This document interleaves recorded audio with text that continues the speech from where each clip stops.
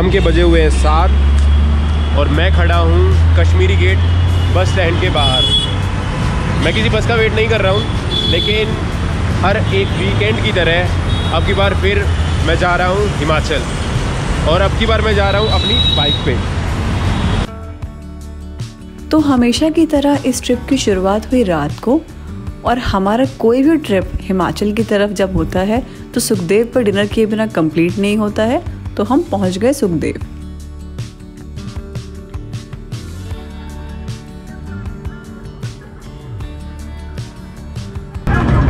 ये है हमारे यहाँ का फेवरेट ढाबा, मैं यहीं आता हूँ ऑलमोस्ट।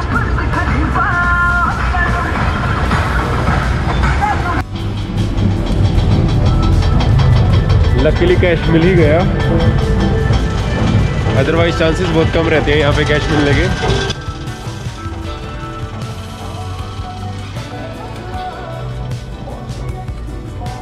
और खाना खाकर हमने अपने सफ़र को जारी किया।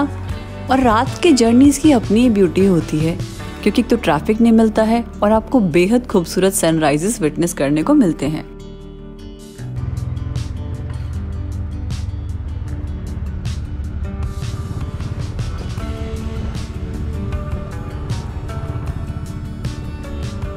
आज हम आपको लेके जा रहे हैं दिल्ली से सबसे करीब पास पे, जो कि है जलौरी पास, और जो कि पड़ता है कुल्लू डिस्ट्रिक्ट में, हिमाचल प्रदेश में। इसकी दूरी करीब 580 किलोमीटर है दिल्ली से।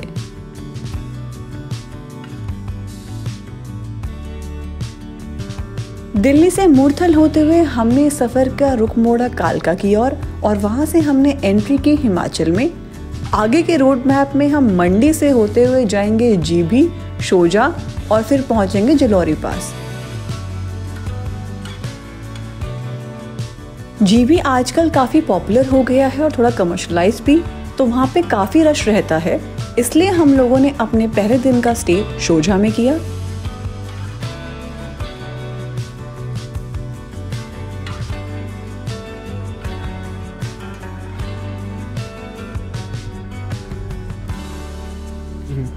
अभी जिस ब्रिज पे हम चल रहे हैं इसे बोलते हैं हनोगी ब्रिज। इसके पास में ही है हनोगी माता मंदिर, और ये पड़ता है मेन मनाली मंडी रोड पे।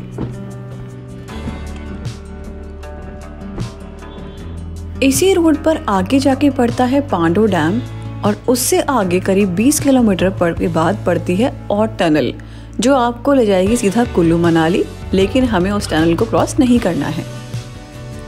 और अब हम आ गए हैं उस डाइवर्जन पे जिसके बारे में आप लोगों को बता रही थी। जो लेफ्ट वाला टनल है वो आपको ले जाएगा मनाली, लेकिन राइट वाले रास्ते पे हम जा रहे हैं जो आपको ले जाएगा तीर्थन और सैंज वैली। अगर आप लोग अपनी गाड़ी से नहीं आ रहे हैं और बस से आ रहे हैं तो आपको इस डाइवर्जन पॉइंट पर उतरना है टनल के पास, और यहाँ से आपको ईजिली बसेस मिल जाएंगी बंजार और जीबी के लिए। और अगर आपको यहाँ पे लंबा वेट नहीं करना है तो हम आपको डिस्क्रिप्शन में एक कैब वाले भैया का नंबर दे रहे हैं, जो आपसे करीब 1500 रुपये लेंगे और आपको ड्रॉप कर देंगे जीबी में।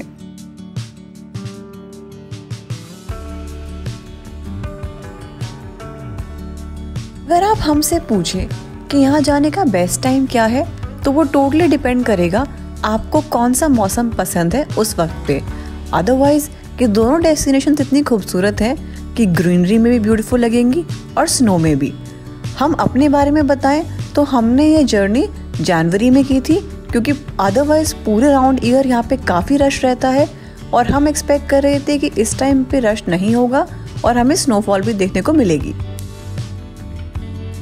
इस साइन बोर्ड के बाद आगे एक ब्रिज आएगा, जिससे राइट साइड का रास्ता आपको ले जाता है तीर्थन वैली और लेफ्ट साइड का रास्ता जाएगा सैंज वैली।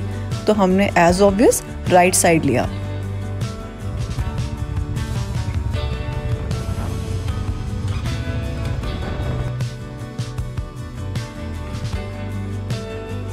और टनल से जीबी का रास्ता करीब 33 किलोमीटर का है, और हमें यहाँ पहुँचने में करीब 1 घंटा लगा।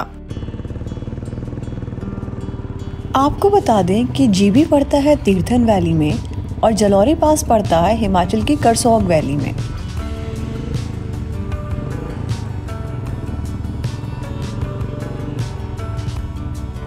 इसी रास्ते पर आगे 7 किलोमीटर बाद आएगा शोजा, और शोजा से 5 किलोमीटर और आगे पड़ेगा आपका जलौरी पास। जलौरी पास पे आपको रुकने के कोई ऑप्शन नहीं मिलेंगे, इसलिए लोग जीभी और शोजा रुकते हैं। शोजा सबसे क्लोजेस्ट है, इसलिए हम लोगों ने यहाँ रुकने का डिसाइड किया।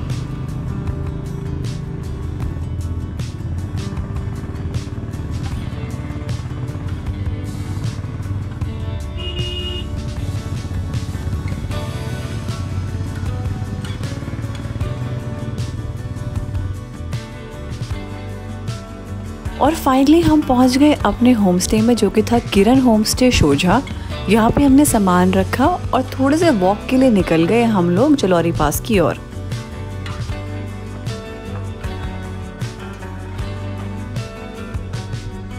Hello guys. हेलो।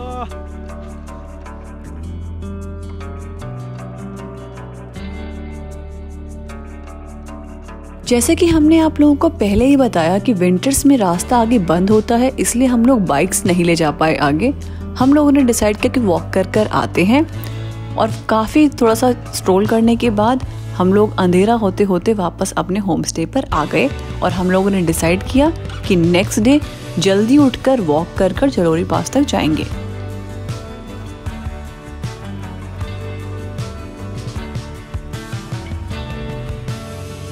और उठते ही सुबह हमारी उम्मीद से ज़्यादा हमें स्नोफॉल ने हमारा स्वागत किया।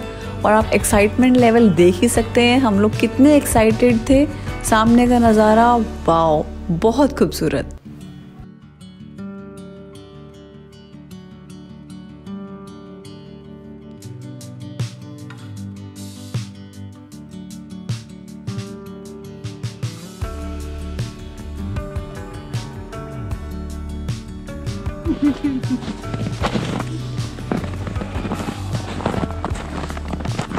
कितनी हैवी स्नोफॉल हमें मिली होगी उसका अंदाज़ा आप हमारे बाइक पे गिरी हुई बर्फ से डेफिनेटली लगा पा रहे होंगे।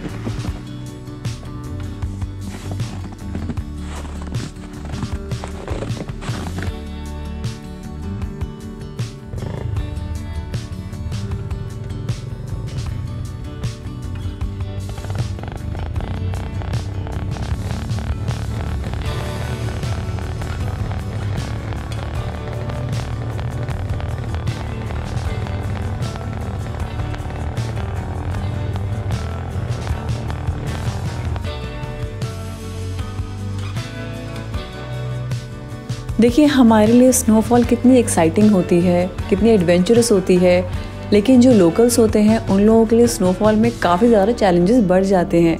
जैसे कि हमने इस बच्चे से पूछा तो अब ये काफ़ी दूर से पानी लेकर आने वाली थी।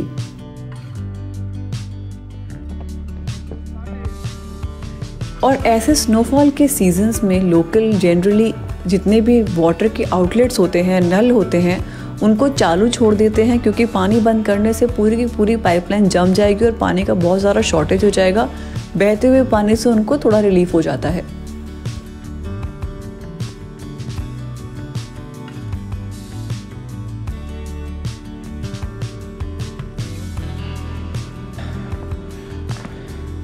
ये देखिए हमारी बाइक्स का हाल।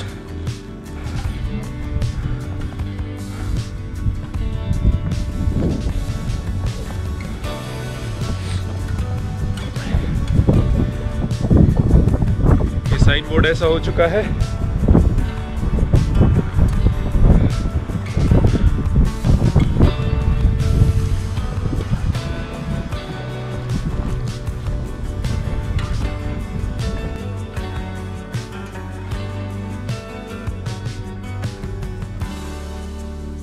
हम लोगों ने काफ़ी वेट किया कि स्नोफॉल थोड़ा कम हो जाए, लेकिन स्नोफॉल की इंटेंसिटी कम नहीं हुई। तो आखिरकार हम लोगों ने 12 बजे डिसाइड किया कि हम स्नो में ही आगे चलेंगे।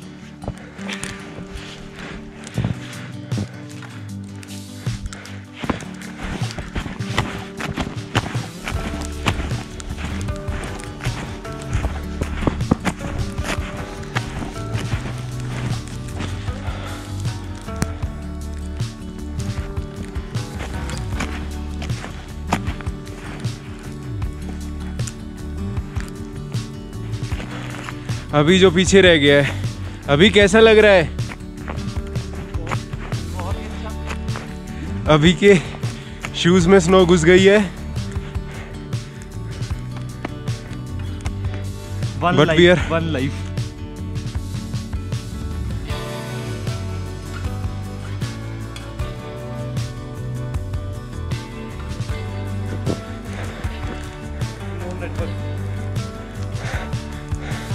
अभी के फ़ोन में नेटवर्क नहीं है, लेकिन यहाँ जियो काम कर रहा है। जियो नहीं कर रहा? कर रहा है।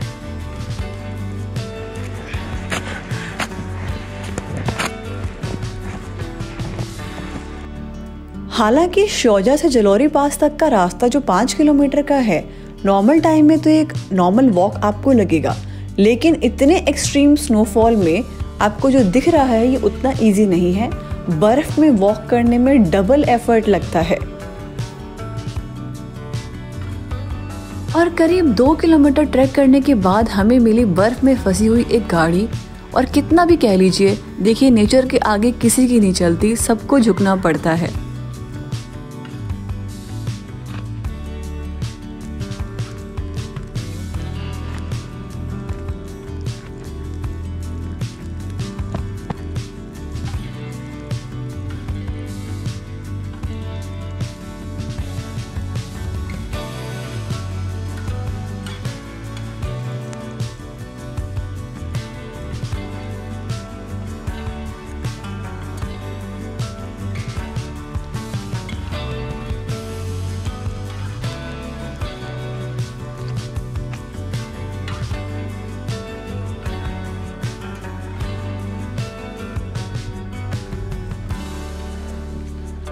और अभिषेक कैसा लग रहा है? बहुत बढ़िया। We have covered almost 3.5 kilometers. चलो लेट्स मूव। और आगे 1 किलोमीटर और चलने के बाद रास्ता और भी सुनसान होता जा रहा था। आपको बता दें कि ये समर्स में बहुत ही क्राउडेड एरिया रहता है, काफ़ी पॉपुलर है, तो लोग साउथ से भी यहाँ पे बाइक राइड करते करते आते हैं। बहुत बाइकर्स आपको मिल जाएंगे। लेकिन विंटर्स में जिस एक्सट्रीम मौसम में हम यहाँ पे आए हैं, हमें कोई भी नहीं मिला, और जितना रिमोट उतना ही खूबसूरत हमें सामने नज़ारा था।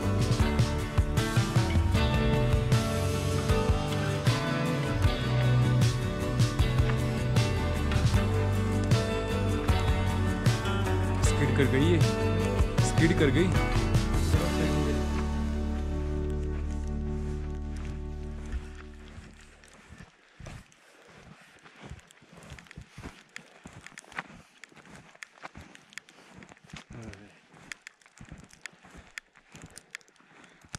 हमारे पैर ठंड से बिल्कुल सुन्न हो चुके थे, हाथ भी जम चुके थे, लेकिन हम इतना दूर इसी एक्सपीरियंस और एडवेंचर के लिए तो आए थे, और बाद में यही मोमेंट्स मेमोरीज बनकर हमारे साथ वापस आती हैं।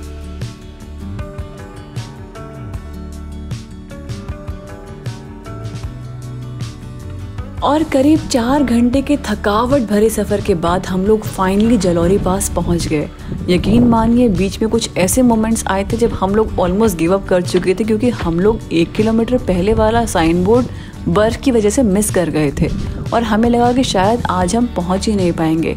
बट फाइनली जब हम लोग पहुँचे तो फीलिंग ही अलग थी। हालांकि शरीर के हर एक पार्ट में बहुत दर्द हो रहा था, लेकिन एक एक्साइटमेंट भी नेक्स्ट लेवल पे थी।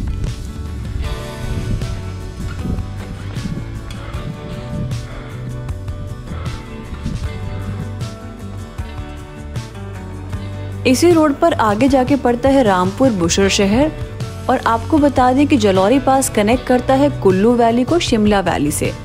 आगे आपका पड़ता है रघुपुर फोर्ट, जहां से 360 डिग्री व्यू मिलता है माउंटेन रेंजेस का, लेकिन एक्सट्रीम स्नो होने की वजह से हम वहां पर नहीं गए। अगर आप और किसी वेदर में आते हैं तो उसको डेफिनेटली कवर कीजिए।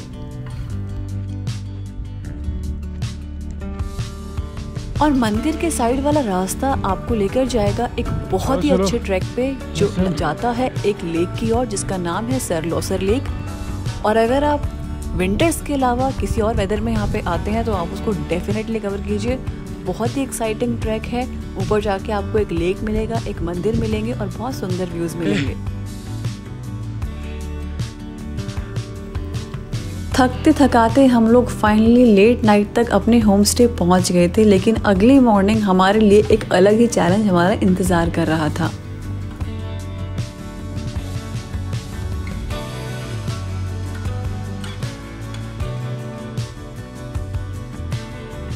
बर्फ कम होने का नाम ही नहीं ले रही थी। स्नोफॉल इतना हैवी हुआ था और बर्फ को क्लीन करने कोई भी नहीं आया था।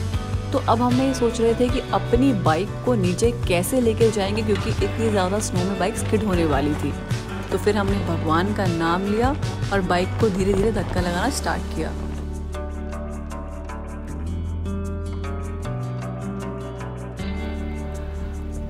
बुलेट 500 सीसी बाइक का बोझ आप लोग समझ ही सकते हैं कि कितना ज़्यादा होता होगा। एटलीस्ट जो लोग चलाते हैं बाइक उनको आइडिया होगा। अब इमेजिन कीजिए कि 2 बुलेट 500 सीसी की बाइक्स को हम लोग धक्का मार के नीचे ले जा रहे थे, तो वो जो एफर्ट था इतनी ठंड में, वो एक अलग ही लेवल का था।